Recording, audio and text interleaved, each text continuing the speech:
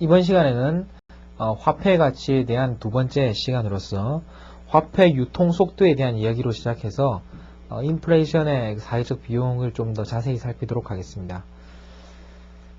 이런 이야기를 할 수 있다는 거죠. 화폐 수량설이라는 것들을 지금까지 이야기를 했습니다. 통화량이 증가하면 물가가 상승한다. 이게 기본적인 화폐 수량설이에요. 이 가장 간단한 형태에서의 화폐 수량설이라고들 불리는 내용인데, 이 화폐 수량설을 설명하는 과정에서 핵심적인 내용으로서 새로운 개념을 하나 만들어내 보자는 거죠. 화폐 유통 속도라는 개념입니다. velocity of money라는 거죠. 자, 여러분들 총알의 속도 아시죠? 총알의 속도, 빛의 속도 말씀드려 보셨죠? 그렇다면 돈에도 속도가 있을 수 있어요. 돈의 속도도 있을 수 있습니다. velocity of money라고 부르는데, 이 화폐 유통 속도라는 건 뭔가 하면 어디서 어디로 달리는 속도인가 하면 화폐가 지갑에서 지갑으로 얼마나 빨리 움직이냐는 거예요. 지갑에서 지갑으로. 예를 들어 가지고 한 달 또는 1년 이 기간 동안에 몇 번을 지갑을 옮겨 다니냐는 거죠. 예를 들어 가지고 사람들의 거래가 아주 활발하다면 어떻겠어요? 똑같은 1,000원짜리가 이 사람한테 팔고 또 팔고 또 팔고 해가지고 하루에 10번을 옮겨 다닐 수도 있어요. 화폐가. 그럼 화폐 유통 속도는 상당히 빠른 셈이죠. 이해가시죠? 자, 이와 같이 경제학에서 화폐의 유통 속도란 화폐가 한 사람에게서 다른 사람에게 이동하는 빈도를 나타냅니다. 614페이지 아래쪽을 봐주십시오. 화폐가 한 사람에게서 다른 사람에게 이동하는 빈도 또는 횟수를 이야기하는 셈이죠. 그런데 화폐 유통 속도는 어떻게 산출되겠습니까? 화폐 유통 속도는 어떻게 산출되냐면, 사람들이 예를 들어 가지고 산출물의 명목 가치라는 게 어떤 거예요? 산출물의 명목 가치라는 것은 이번 기간 동안에 물건이 얼마나 팔렸냐는 거죠. 얼마나 거래가 됐냐는 거예요. 예를 들어 사람들이 이번 기간에 Y만큼의 수량인데 그 수량의 가격이 P예요. 그럼 총 100개를 10원짜리를 100개 거래했으면 1,000원만큼 거래된 거잖아요. 1,000원만큼 거래가 됐는데 우리가 가지고 있는 화폐량은 100원밖에 없어요. 그럼 이 거래를 성사시키기 위해서 100원짜리 동전 하나는 몇 번을 옮겨 다녀야 됩니까? 답이 나오죠? 다시 한번 말씀드리겠습니다. 100만큼의 수량이 각각 단위당 10원으로서 총 1,000원이에요. 근데 우리가 가진 화폐는 100단위밖에 없어요. 이 100단위를 가지고 경제에서의 거래를 이루어내야 돼요. 그럼 1,000원만큼의 거래를 이루어내기 위해서 100원만큼의 화폐는 몇 번을 주인을 손으로 옮겨야 돼요? 10번을 옮겨야 되죠. 이해가시죠? 이 10번을 화폐 유통 속도라 그래요. 자, 그래서 사실은 화폐 유통 속도의 정의가 이렇습니다. 화폐 유통 속도의 정의가 이런데, 자, 화폐 수량 방정식에서는 이 식을 약간 변형합니다. 어떤 식으로 변형을 하냐면, 이 V란 값은 상거래에 있어가지고 화폐 한 장이 몇 번 사람 손을 옮겨 다니냐, 하루에 몇 번 옮겨 다니냐, 한 달에 몇 번 옮겨 다니냐는 것은 사회 관행상 거의 비슷하다고 생각해 보세요. 사회 관행상 거의 일정하다고 생각한다면 이 식은 어떤 식으로 변할 수 있냐면, 아까 제가 살폈다시피 m을 넘겨가지고 mv equal py 이런 식이 되겠죠. mv equal py가 되시고, 거래 관행상 v가 거의 일정하고, 그 다음에 산출량이라는 것은, 산출 능력이라는 것은 단계적으로 제약되어 있다고 본다면 결국 어떤 결론이 나옵니까? 통화량이 증가하면 따라서 물가가 상승한다는 원래의 결론으로 돌아가게 되죠. 이것이 이른바 화폐 수량 방정식이 이야기하고 있는 내용입니다. 화폐 수량설을 방정식 형태로 나타낸 화폐 수량 방정식 또는 거래 방정식이라고 불리우는 내용입니다. MV는 PY, 즉 화폐 수량과 통화량, 화폐 수량, 산출량, 그리고 산출량의 명목 가치 사이에서 존재하는 관계를 나타내는 방정식입니다. 615페이지를 보시면요. 미국의 화폐 유통 속도는 비교적 안정적이다 이렇게 되어 있죠. 유명한 프리드만의 연구에 의해서 밝혀진 내용입니다. 미국의 화폐 유통 속도는 어느 정도 내려갔다가 올라갔다가 하는 그런 변동은 보이고 있지만 대체로 일정한 수준에서 유지되고 있음을 615페이지의 아래쪽 그래프에서 확인할 수 있죠. 이 화폐 유통 속도가 일정하다는 내용이나 그 위쪽에 나오는 명목 GDP와 M2, 화폐의 정의 중에 M2가 있었죠. 이 M2가 거의 비슷하게 움직이고 있다는 거나, 명목 GDP가 M2와 비슷하게 움직이고 있다는 거나, V가 거의 일정하다는 내용이나 같은 내용이겠죠. 이해가시죠? 28-3에서는 아주 유의한 그러한 통계적인 결과를 이끌어내고 있음을 볼 수 있습니다. 자, 이까지 내용을 정리해 놓은 것이 616페이지죠. 화폐 유통 속도는 오랜 기간 안정적이다. 오랜 기간에 걸쳐 비교적 안정적이다. 그 다음에 화폐 유통 속도가 안정적이기 때문에 중앙은행이 통화량을 변화시킨다면 산출량의 명목 가치도 비례적으로 변한다. 이 값이 일정하기 때문에 이 값이 늘어나면 명목 가치는 분명히 증가한다는 거죠. 이쪽에 미치든 이쪽에 미치냐. 산출량은 기본적으로 생산 요소의 공급량과 생산 기술에 의해서 결정되기 때문에, 다른 말로 하면 즉 화폐의 중립성이 성립하기 때문에 산출량은 일정하고 통화량 증가 효과는 명목 소득에 미치는 효과가 모두 물가로 발생하게 된다는 이야기입니다. 자, 따라서 중앙은행이 화폐를 급속하게 증가시키면 인플레이션율이 높아진다. 이상의 논리가 화폐 수량설의 핵심적인 내용들입니다. 화폐 유통 속도는 안정적이고 통화량을 증가시키면 명목 가치가 상승하는데, 산출량이라는 것이 일정하기 때문에 통화량 증가는 명목 가치, 통화량 증가라는 것은 물가 상승으로 이어진다는 내용이요. 616페이지 보시면 인플레이션의 가장 극단적인 형태인 인플레이션을 겪었던 4개 국가의 통화량과 물가가 나타나 있죠. 자, 그래서 재미있는 그런 이야기가 나와 있죠. 지진이라는 것이 사람들한테는 비극이지만 지질학자한테는 상당히 좋은 기회일 수도 있듯이, 초인플레이션이라는 것이 경제학자들한테는 연구의 기회를 제공해주는 아주 좋은 기회일 수도 있다는 거죠. 617페이지에서의 그래프를 보세요. 오스트리아, 헝가리, 독일, 폴란드의 경우입니다. 가장 극적인 경우에는 1921년을 전후로 한 독일의 경우죠. 독일의 경우에는 물가가 뭐 숫자를 셀 수도 없죠. 하나, 둘, 셋, 하나, 둘, 셋, 넷, 5개. 10에 15승에 가까운 그런 증가, 10에 12승에 가까운 그런 증가를 보이는 셈이네요. 자, 이 내용을 보셔서 알 수 있다시피 급격한 물가 수준이란 것은 화폐 공급과 거의 비슷한 수준으로 간다는 거죠. 급격한 물가 수준이란 것은 화폐 공급의 급격한 증가 없이는 존재할 수 없음을 확인할 수 있습니다. 급격한 물가 수준의 상승이란 화폐 공급의 급격한 상승 없이는 존재할 수 없음을 알 수 있는데, 아주 재미있는 특징을 하나 더 찾을 수 있어요.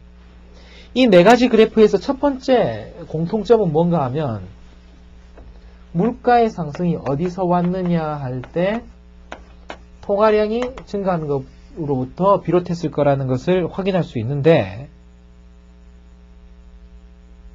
두 번째 중요한 내용은 뭔가 하면,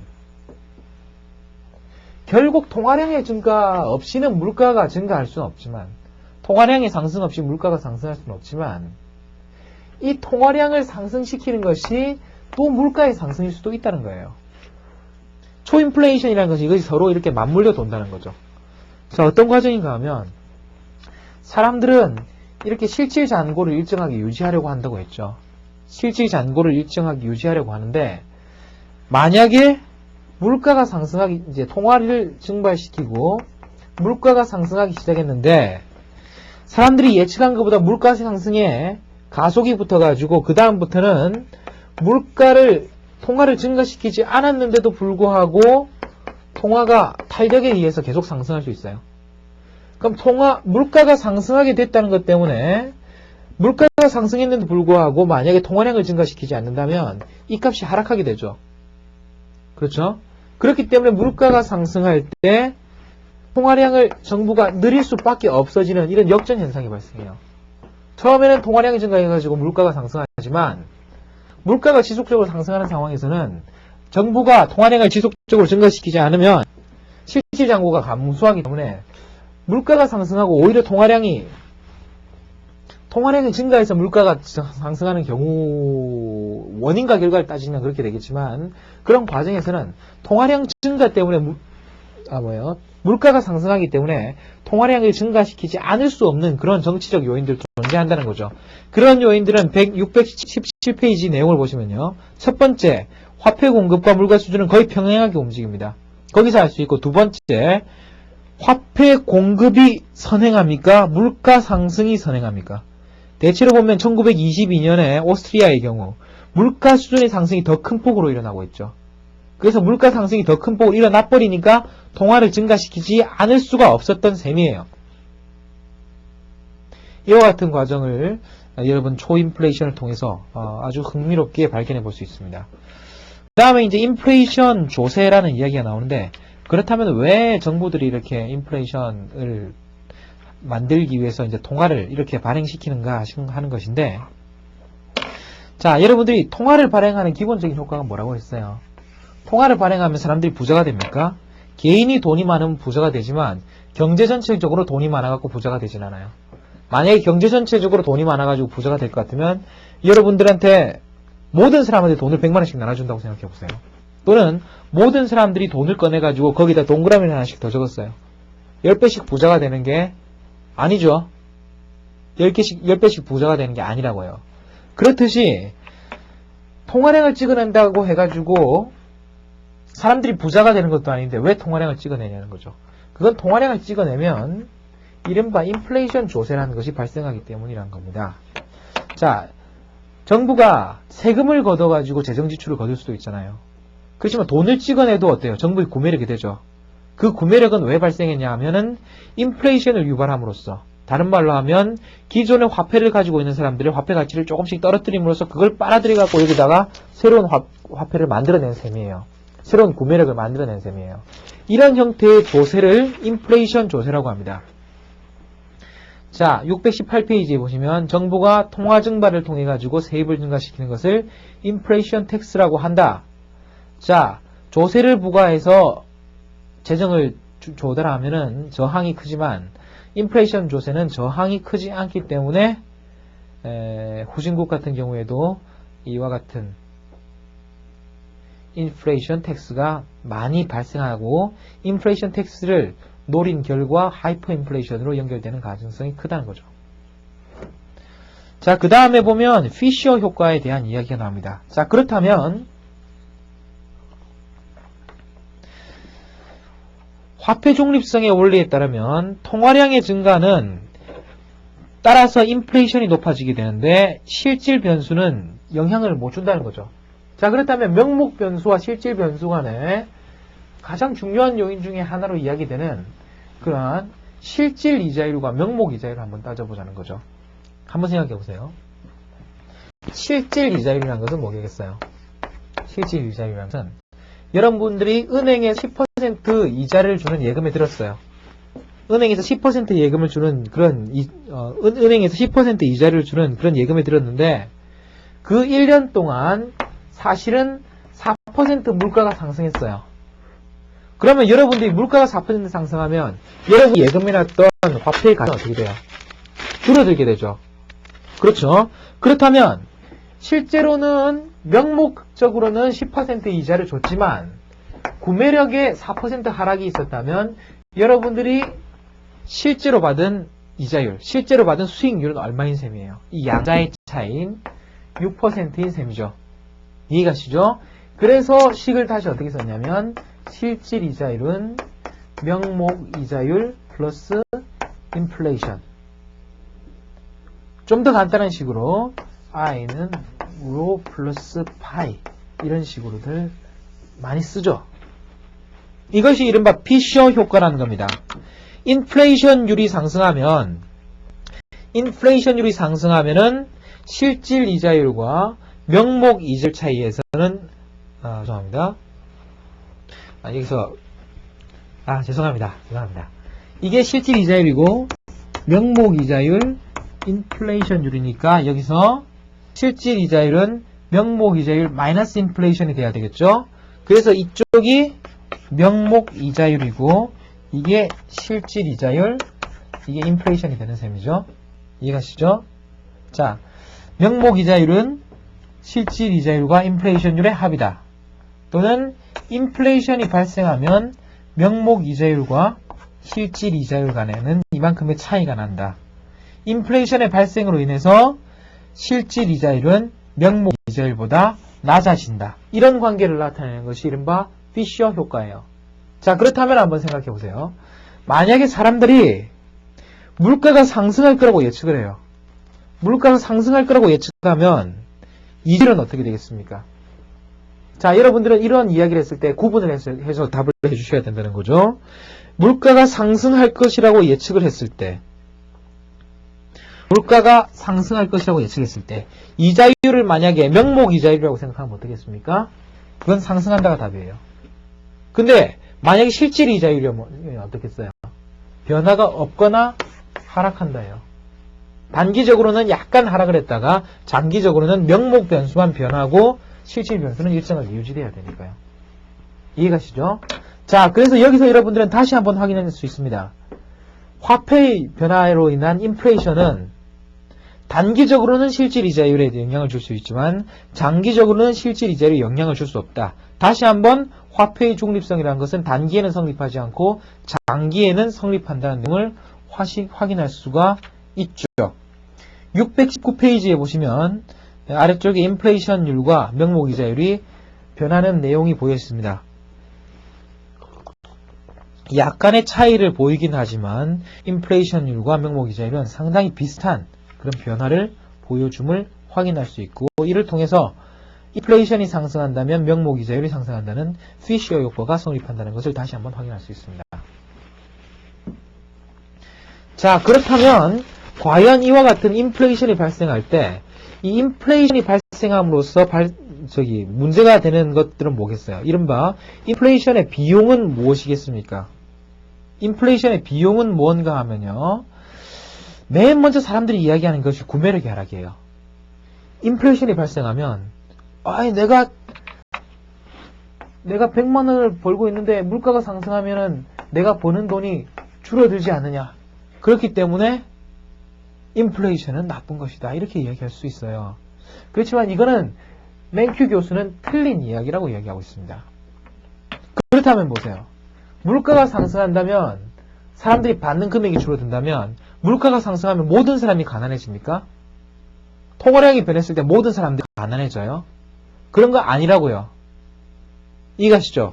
왜냐하면 물가가 상승하면 이 사람들이 받는 임금도 상승하거든요. 그렇기 때문에 물가가 상승하면 구매력이 하락하기 때문에 사람들의 일반적인 고생이 감소한다. 이런 이야기는 틀린 이야기로 봅니다. 단연코 틀린 이야기로들 이야기되고 있어요. 그런 사람들이 착각을 가지는 이유가 뭔가 하면, 사람들이 월급이 10% 오른 거는 내가 잘해서 그렇고 물가가 10% 오르는 거는 정부가 잘못해서 그렇다고 생각하는 거예요. 잘 되면 내 탓, 못 되면 남의 탓이라고 생각하는 습성 때문에 인플레이션이라는 것이 사람들의 구매력을 하락시킨다고 생각하는데 그렇지 않다는 거죠. 인플레이션에 의해서 모든 사람의 구매력이 하락하는 것은 아니기 때문에 인플레이션의 직접적인 사회적 고생 감소가 구매력의 하락으로 평가될 수는 없다는 겁니다. 자, 그래서 그 다음부터 이야기되는 것이 실제로는 이 구두창 비용이라는 거예요. 그래서 구두창 비용이라는 건데, 이거는 뭔가 하면 한번 생각해 보세요. 물가가 많이 상승한다면, 물가가 이렇게 급하게 상승한다면 여러분들이 이 지갑 안에 돈을 많이 넣어 다니겠어요? 아침에 10,000원짜리가 저녁이 되면 30,000원이 되고 50,000원이 되고, 이제 아침에 10,000원짜리는 택시를 타고 갈 수 있었는데 저녁에 10,000원짜리는 버스밖에 못 탄다고 생각해 보세요. 갖고 있으면 가치가 뚝뚝뚝뚝 떨어지는데 그걸 돈으로 가지고 있으려고 하겠어요? 안 가지고 있는다는 거죠. 안 가지고 있는다는 거죠. 그렇기 때문에 사람들이 지갑에다가 돈을 적게 가지고 있으면 어떻게 돼요? 은행에 자주 가야 되죠. 은행에 자주 갔다 왔다 하기 때문에 텔레비전도 못 보고 다른 일도 못 하고, 그런 것들을 총칭해 가지고 구두창 비용이라고 했어요. 사람들이 자주 은행을 왔다 갔다 해야 되기 때문에 구두창에 달아버린다고요. 구두창에 달아버릴 정도로 왔다 갔다 자주 해야 된다는 것이 인플레이션의 첫 번째 비용입니다. 얼마 되지 않을지 모른다고 생각하실지 모르지만 사실은 여러분들이 다녀와야 되는 시간의 비용을 생각한다면 이 구두창 비용은 상당히 심각한 것으로 알려져 있어요. 두 번째가 메뉴 코스트입니다. 인플레이션이 발생한다면 사실은 균일한 인플레이션이 발생한다면 그다지 큰 가격 왜곡은 없다고 볼 수 있어요. 그거는 상대 가격의 왜곡이에요. 그렇지만 제품의 가격이 2배가 되면 지옥의 가격도 2배가 되죠. 가게에 가면은 지옥의 가격표 다 갈아붙여야 될 거 아니에요. 그렇죠? 그 다음에 점원들 교육도 다 새로 시켜야 된다고. 이건 얼마, 이건 얼마. 그 다음에 기존에 나와 있는 책이 있으면 스티커로 다 갈아붙여야 되죠. 이해가시죠? 프로그램이 있으면 프로그램 바꿔야 되죠. 어때요? 메뉴판을 갈아치우는 거로 촉진되는 이 비용도 무시할 수 없는 사회적 비용입니다. 자, 그 다음에 상대 가격의 변화와 자원 배분이 왜곡되어 있는데 연구된 바에 의하면 인플레이션율이 높을수록 상대 가격의 가변성이 높은 거로 되어 있어요. 그래서 전반적으로 가격이 상승하는 경우에는 이렇게 상대 가격, 재화 간의 상대 가격도 많이 변하기 때문에 희소한 자원이 배분되는 양식이 왜곡될 가능성이 있다는 겁니다.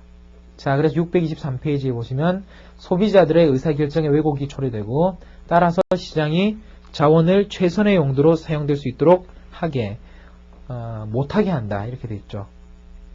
그 다음에 이제 인플레이션에 의한 조세 왜곡에 대한 얘기가 나오는데 거의 모든 세금이란 것은 경제적 요인을 왜곡시키고 경제 주체들의 행동을 변화시키기 때문에 자원 배분의 효율성을 저해한다고 되어 있죠. 근데 인플레이션이 발생할 때는 세금으로 인한 부작용이 더욱 심각해진다고 해요. 그래서 세법을 연구하는 경제학자들에 의하면 인플레이션이 저축에서 발생하는 소득에 대한 세금 부담을 증가시킨다고들 이야기하죠. 중요한 내용입니다.